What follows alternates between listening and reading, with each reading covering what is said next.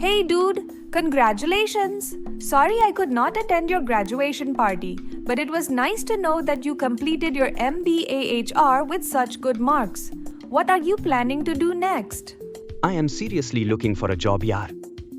But most of the companies need experienced candidates, and I am not able to get into any good company. Not sure what I am going to do next. Oh really? Is that the reason for your sadness? Chill. Looking for a job is a passe now.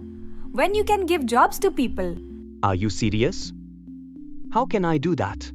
Just take up the course on recruitment developed by the greytHR Academy.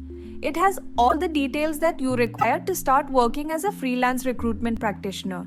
They have explained each step very keenly and given you the templates that you can start using as you start your work. And guess what? The course is available for free. You just need to invest a couple of hours of your time and start working as a professional recruiter immediately. Although it is a free course on Udemy, the Academy still provides you a course completion certificate. Isn't that interesting? I didn't know anything about this. Thank you so much for the information. But how can I take up the course? Simple.